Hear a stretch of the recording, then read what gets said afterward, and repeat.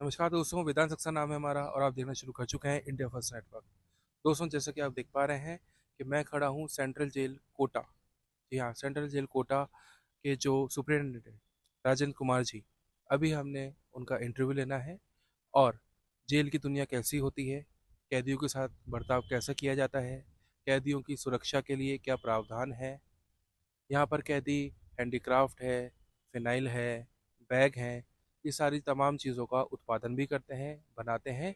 और कहीं ना कहीं समाज में इनका एक अतुलनीय योगदान है जो हमारे समाज के सामने कभी नहीं आया।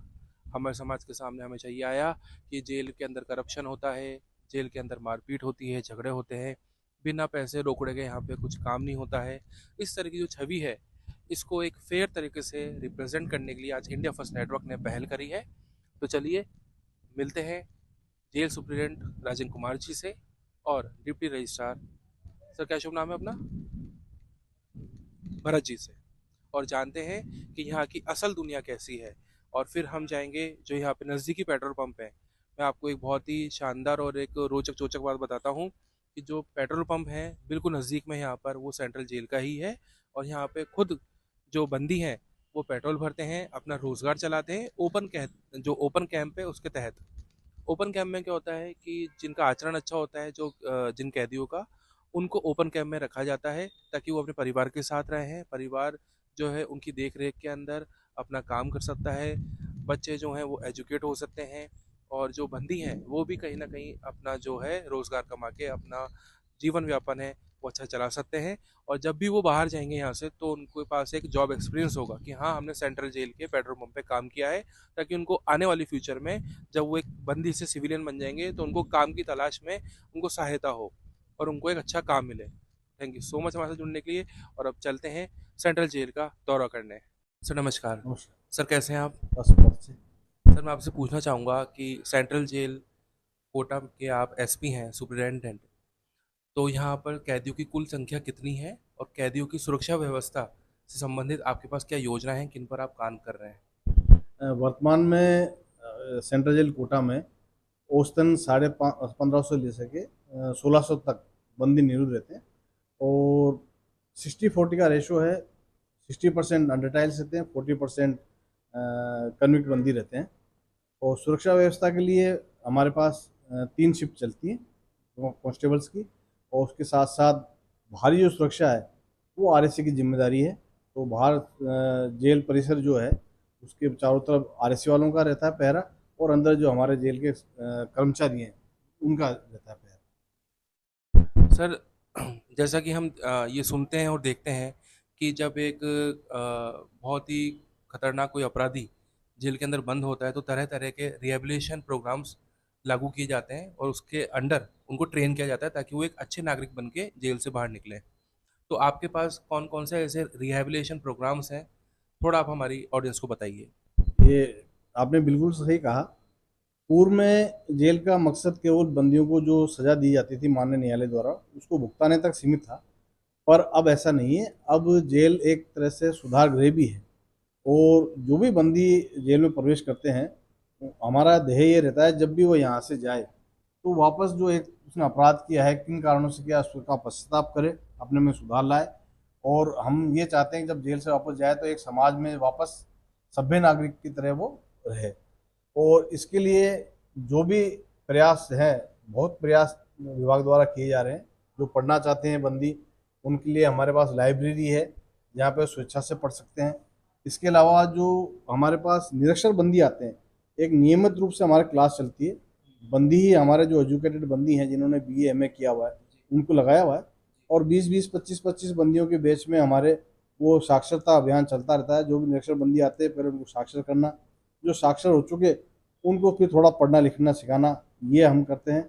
इसके साथ साथ हमारे पास कंप्यूटर क्लासेज भी चलती हैं जिसमें बेसिक नॉलेज जो आजकल बहुत ज़रूरी है कंप्यूटर के लिए वो हम उन बंदियों को देते हैं। इसके अतिरिक्त हमारे पास इग्नू का एक सेंटर खुला हुआ है जहाँ इंदिरा गांधी ओपन। और जितने भी बंदी जो चाहते हैं वो अपनी मार्कशीट उनके पास है 10th की 8th की, तो तरह तरह के कोर्स हैं, डिप्लोमा कोर्सेज हैं, वो डिप्लोमा कोर्सेज यहाँ पर कर सकते हैं। इसके अतिरिक्त वर्तमान में केंद्रीय कारागार कोटा में तो नहीं पर राजस्थान के अंदर केंद्रीय कारागारों पर आईटीआई खुले हुए हैं जिन पे जो भी बंदी जाना चाहता है 2 साल के डिप्लोमा के लिए, तो वो आवेदन कर सकता है और उनको उन जगहों पर उदयपुर हो, जयपुर हो, जोधपुर हो, जहाँ भी वो है वहाँ स्थानांतरण कर देते हैं, ताकि वो 2 साल अपने ITI का कोर्स करके डिप्लोमा ले सके। इसके अतिरिक्त फिर हमारे पास फैक्ट्री है, उद्योगशाला, जिसमें हम बंदियों को कई तरह के काम सिखाते हैं। हम उनको दरी बनाना, फर्श बनाना, इसके अलावा जो हमारा इन हाउस यूज़ है, फिनाइल बनाना, लिक्विड्स जैसे टॉयलेट क्लीनर वगैरह है, ये हम उसको सिखा देते हैं। इसके अलावा टेलरिंग का बहुत अच्छा हमारे पास काम है, तो हम बंदियों सिलाई को बुनाई का। सिलाई बुनाई का, बंदियों को कपड़े बनाना भी सिखाते हैं। कपड़ा बनाने के साथ साथ जो दंडित बंदियों को यूनिफॉर्म देती है राजस्थान सरकार की तरफ से, वो हम इन बंदियों से ही सिलवाते हैं। और वर्तमान में हमारे पास केंद्रीय कारागार कोटा में बाहर से कई NGO हैं, वो आ रहे हैं, तो कोई कैरी बैग बनवाते हैं, कोई पैंट शर्ट बनवाते हैं। तो काफ़ी इस तरह से बंदियों को हम करते हैं, और उनको कोशिश ये रहती है कि यहाँ दक्ष होकर बाहर निकले, ताकि बाहर कुछ ना कुछ अपने जीवन यापन का कमा सकें। सर अभी जैसे आपने बताया कि जेल के अंदर रहते हुए आप कैदियों को स्किल करते हैं, रोज़गार देते हैं। और पर मेरा सवाल इस पे ये है कि ठीक है, जेल के अंदर उन्होंने काफ़ी सारी चीज़ें सीखी, सिलाई बुनाई हो गई, फिनाइल बनाना हो गया, हैंडीक्राफ्ट का काम हो गया, जो पढ़ लिख सकते हैं उनको आपने टेक्नोलॉजी से जोड़ा, सारी चीज़ें है ना। लेकिन जब वो कैदी बाहर निकलता है और जब जॉब के लिए अप्लाई करता है यहाँ के एक्सपीरियंस के बेसिस पे, तो कहीं ना कहीं कंपनीज को ये डर होता है कि यार इसका रिकॉर्ड जो है वो आपराधिक रिकॉर्ड है, ये यहाँ पे भी न्यूसेंस क्रिएट कर सकता है। तो उसको वहाँ बाहर जॉब नहीं मिलती, क्योंकि टैग ऐसा होता है कि कोई रिस्क नहीं लेना चाहता। साथ ही जो बैंक है वो भी लोन देने से डरते हैं कि भाई जब ये है ही क्रिमिनल क्रिमिनल रहा है, अभी छूट के आया है, क्या पता है इसका कल को कोई छोटी सी बात के ऊपर कोई न्यूसेंस क्रिएट कर दे या फरार हो जाए तो लोन का अमाउंट डूब जाएगा। उस केस में आप क्या करते हैं? देखिए, वैसे तो क्या है, अधिकतर बंदी जो जेल से रिहा हो जाते हैं, तो कुछ ना कुछ उनका जो पुश्तैनी कार्य होता है, वो वापस उसमें जाके लग जाते हैं, या जो काम वो स्वयं पहले कर रहे होते थे उसी काम को जाके संभाल लेते हैं। और आपने सही कहा है कि जो बंदी इन कामों पर नहीं जा पाते हैं और हमने जो उनको कार्य सिखाया वो करना चाहते हैं, उन्हें समस्या आती है, और ये हमारे लिए भी एक समस्या है। परंतु अब विभाग इस पे काम कर रहा, बंदियों के आफ्टर केयर के नाम से, और उस पर भी विचार विमर्श चल के प्लानिंग तैयार की जा रही है कि हम किस तरह से बाहर समाज कल्याण विभाग से सामंजस्य स्थापित करके इन बंदियों को चिन्हित करें, कि वो जो यहाँ से जिनको हमने कुछ सिखाया है, वो बाहर जाके अगर क्या उन्हें हमारी हमारी ज़रूरत है, अगर ऐसा निकलता है तो फिर हम उनके लिए प्रयास करेंगे। ऐसा विभाग भी इस तरफ कार्य कर रहा है। सर आमतौर पर पब्लिक के बीच में जेल को लेके धारणा है कि सबसे ज़्यादा अगर कहीं करप्शन है तो वो जेल के अंदर है। चाहे वो मोबाइल पहुंचाना हो, ड्रग्स पहुंचाना हो, किसी भी तरह का कोई भी उपकरण पहुंचाना हो, या जेल के अंदर भी कई सारे कैदी जो होते हैं वो बहुत ही इलीगल बिजनेसेस को बढ़ावा देते हैं और बाहर अपना पूरा उनका गिरोह चलता है। तो इस ये कितना सच है कितना गलत है, और अगर कहीं पर ऐसा होता है, आपने भी अगर कहीं देखा है, तो उसके रोकथाम के लिए आपके पास क्या कुछ योजनाएं हैं? देखिए, ये एक सामान्य धारणा है, क्योंकि जेल के लिए जो सा कि आम जनता है, वो जो असली जेल है उनसे उनका परिचय हो नहीं पाता है, और एक फिल्मी दुनिया में जो जेलें दिखाई जाती है तो उनको देखती है, और वो उनके जनमानस में बैठा हुआ है कि वे जेलें ऐसी होती हैं। आमतौर पर ऐसा नहीं होता है, जेल अब सुधार गृह हैं। और जहाँ तक रही भ्रष्टाचार की बात, तो ये एक समाज की कुरीति है, और हो सकता है कई बार कोई ऐसा प्रयास करता हो, पर केंद्रीय कारागार कोटा का आप अगर देखना चाहें तो पिछले 3-4 साल में यहाँ ऐसी कोई भी घटना नहीं हुई है। अभी वर्तमान में करीब करीब महीने में 2 बार तो स्थानीय पुलिस द्वारा तलाशी ली जाती है, और हम जो है हमारा रेगुलर रूटीन का वर्क है ये तलाशी करने का, आदेश करने का। तो ऐसी कोई बड़ी घटना या ऐसी कोई अपवाद यहाँ पर नहीं पाया गया है। और राजस्थान की अन्य जिलों पर अगर कहीं यहाँ कहीं पाया जाता है तो उसके खिलाफ कठोर कार्रवाई की जाती है, विभाग की तरफ से विभागीय कार्रवाई, और साथ साथ अगर उसके खिलाफ कोई पुलिस का केस बनता है तो उसमें कोई हिचकिचाहट नहीं, उसमें भी कार्रवाई की जा सकती सर मैं आपसे पूछना चाहूँगा कि जो जेल के अंदर कैदी होते हैं उसमें से कई सारे कैदी ऐसे होते हैं कि जैसे ही वो जेल में एंटर करते हैं या जब आप उनसे पहली बार इंटरेक्ट करते हैं, तो आपको पहली बार में आपका एक्सपीरियंस इतना ज़्यादा है, इतने सीनियर हैं आप एसपी हैं जेल के, तो आप एक नज़र में आपको ये पता लग जाता होगा कि यार इसके साथ गलत हुआ है, इसका रिकॉर्ड फेयर होगा, पर ये कहीं ना कहीं किसी ने इसको चक्कर में ले लिया और ये फंस गया यहाँ पर। ऐसी कोई घटना या ऐसा कोई कैदी जिससे जिसके ऊपर आपको ये हो कि यार इसके साथ ऐसा नहीं होना चाहिए था? देखिए, इसमें ऐसा है कि हमारा देखा जाए तो ये काम ही नहीं है कि कोई गलत अंदर जेल में फंस गया है या सही फंसा है, क्योंकि हमारे पास जो कैदी आता है तो वो एक वारंट के साथ आता है। इसका मतलब है उसके द्वारा कोई ना कोई अपराध में उसको शामिल होना पाया जाता है। हमारा दायित्व ये है कि वो अंदर आए तो उसका हम एक अच्छी तरह से काउंसलिंग करते हैं, जिससे कि एक तो जो जेल में आया है तो वो डर नहीं बैठे उसके अंदर और वो अनावश्यक दबाव में नहीं रहे। दूसरा, अगर हमें लगता है कि वो कोई घबराहट वगैरह में है तो उस पर पूरी निगरानी भी हम रखते हैं। तीसरा ये है कि हम पता कर लेते हैं कि भाई इसका कोई विरोधी पार्टी या विरोधी तो अंदर नहीं है, तो हम उसको कैसे अलग रख सकें। तो ये हमारे जिम्मेदारी रहती है, हम इस तक ही सीमित रहते हैं। गलत फंसा सही फंसा ये देखना ना हमारा काम है, ना हम इस तरफ देखते हैं। हमारा काम है बंदी को सुरक्षित रखना, वो हम पूर्ण जिम्मेदारी निभाते हैं। और हमारा जो शेड्यूल है वो ऐसा है कि एक वार्ड अलग ही है, जिसमें जो भी नए बंदी आते हैं उनको पहले सब पुराने बंदियों से अलग वहीं रखा जाता है, जहाँ कम से कम वो 1-2 महीने वहाँ रहते हैं। उसके बाद उनको दूसरे बंदियों के साथ शिफ्ट किया जाता जैसा कि अभी आपने हमें बताया कि आप देख लेते हैं कि अगर कोई कैदी और उसके विरोध में अगर दूसरा कैदी तो उसको अलग आप कर देते हैं। बट फिर भी सर, कैदी भी एक इंसान ही होते हैं। जब एक साथ रहते हैं तो अच्छी बातें भी होती हैं, बुरी बातें भी होती हैं, झगड़े भी होते हैं। तो जब झगड़े होते हैं तो उनको मैनेज आप किस तरह से करते हैं और उनकी शिकायतों को किस तरह से आप लोग मैनेज करते हैं?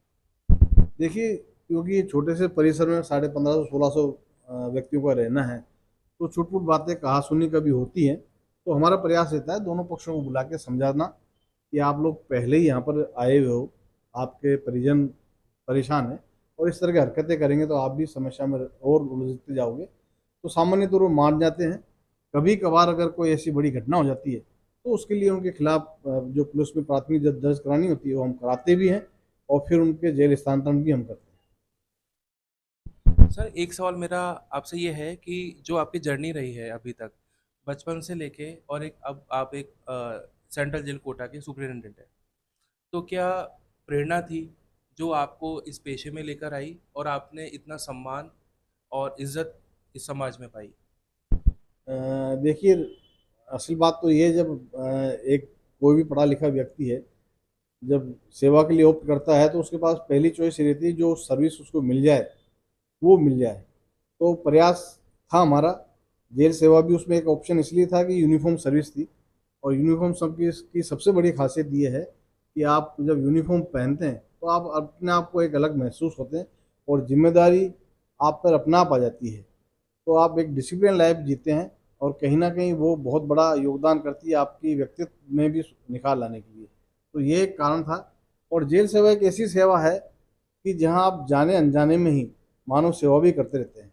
आपको एक छोटा सा उदाहरण दे दूं कि हो सकता है कभी मेरे घर पे भी बच्चे का या किसी परिजन का रात को पेट भी दर्द करता है, तो हम उसको कहते हैं कि सुबह देखी जाएगी, सुबह दिखा देंगे। पर हम बंदियों के साथ ऐसे रिस्क नहीं ले सकते हैं, और उसको तुरंत अंदर अस्पताल में दिखाना या बाहर इमरजेंसी में ले जाके उसको दिखाना, ये हमें करना पड़ता है, ये हमारी जिम्मेदारी बन जाती है। तो ऐसे कहीं ना कहीं जाने अनजाने में हम कई जीवन भी बचा लेते हैं और कई सेवा भी हमसे हो जाती है। सर, मैं आपसे जानना चाहूँगा कि 4 वर्ष पहले राजस्थान दिवस के मौके पर जो कैदी हैं उनको रिहा किया गया था सरकार के आदेश पर। 86 कैदियों को रिहा किया गया था जिनके रिकॉर्ड फेयर रिकॉर्ड थे, और उनमें से कुछ ऐसे भी थे जिनको उम्र कैद की सजा सुनाई गई थी। और जब उनको रिहाई हुई तो खुद संभागीय आयुक्त के सी मीणा जी ने उनको गीता भेंट करी जाते समय कि तुम गीता पढ़ोगे तो तुम्हारा जो मानसिक स्तर है वो और ज़्यादा अपग्रेड होगा, समाज के प्रति पॉजिटिव माइंडसेट तुम्हारा बनेगा। क्या और यहाँ पे अब एट प्रेजेंट 4 साल बाद में, आज की डेट में, आप लोग फेयरवेल के दौरान जो कैदी है उसको क्या समझाते हैं, क्या चीज़ें भेंट करते हैं जिससे आगे उसका जीवन अच्छा हो?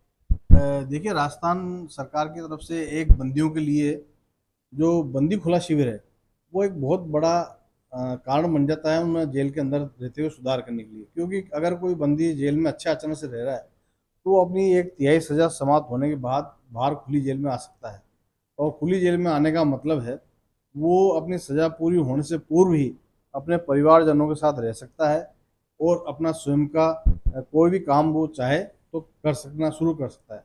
इससे ये है कि अगर कोई आजीवन कारावास का बंदी है तो वो अच्छे आचरण से जेल में रह रहा है, तो आप मान के चलिए वो 7 साल बाद जेल से बाहर खुली जेल में आ सकता है और वो अपने बच्चों के साथ रह सकता है, अपना खुद का कोई ना कोई व्यवसाय कर सकता है। इससे बढ़िया कोई बात उसके लिए हो नहीं सकती। और ये ऐसी चीज़ है जो बंदियों को अंदर प्रेरित करती है सदाचरण के लिए। इसके अलावा समय समय पर उनको जो पैरोल दी जाती है वो उनको इसके लिए प्रेरित करती है। स्थायी पैरोल उनको दी जाती है। और कोई बंदी है जो उसका अच्छा आचरण है तो ये राजस्थान सरकार 2/3 सजा पूरी होने के बाद उसकी शेष सजा माफ़ भी कर सकती है, उसको समय पर रिहा भी कर सकती है। तो इसलिए ऐसे कई अच्छे कार्य हैं जिन बंदियों को प्रेरित भी करती है। और समय समय पर सरकार जो एक कमेटी बनी हुई है वो कमेटी तो अपनी मीटिंग करके बंदियों को समय पर रिहा करती है, पर विशेष अवसरों पर राजस्थान सरकार सामूहिक रूप से भी ऐसे कैदियों को रिहा करती आई है। सर अभी आपने बात करी खुली जेल की, तो मेरे को याद आया ये पेट्रोल पंप। जेल के जस्ट नज़दीक ये पेट्रोल पंप है जहाँ पे कैदी खुद पेट्रोल भरते हैं और जो भी इनका रोजगार होता है वो इनके फैमिली को पहुंचाया जाता है ना। तो ये आइडिया कैसे आया आपके दिमाग में या जो आपके सीनियर्स थे उस समय, कि ये एक बहुत ही अनोखी पहल है। शायद ही इंडिया के अंदर किसी ने ऐसी अनोखी पहल करी होगी कि एक पेट्रोल पंप पे कैदियों को ये जिम्मेदारी दी जाती है कि तुम जाओ एक पर्टिकुलर टाइम के लिए और वहाँ अपना रोजगार करो, पेट्रोल भरो, पब्लिक की सेवा करो और जो है अपना जीवन यापन अच्छे से करो। तो ये अनोखी पहल का आइडिया आपके दिमाग में कैसे आया? ये देखिए, जो भी हमारे उस समय तत्कालीन महानिदेशक महोदय रहे, गृह मंत्री महोदय रहे और राजस्थान सरकार के मुखिया रहे, उनका ये विचार रहा और उनकी ये सोच रही, पहल रही कि बंदी जो ओपन कैम्प में काम करते हैं तो एक तो उनको, जैसा कि अभी बात हो रही थी रिहेबिलिटेशन की, हम क्या उनको काम दे सकते हैं अपने स्तर पर। तो ये एक पहला प्रयोग था। और एक हमारा जो सोसाइटी बनी हुई है आशाएं द जेल करके, वो भी हम कई जगह पर, जैसे जयपुर में एक शॉप खुली हुई है हमारी, वहाँ पर भी हम बंदियों को काम देते हैं।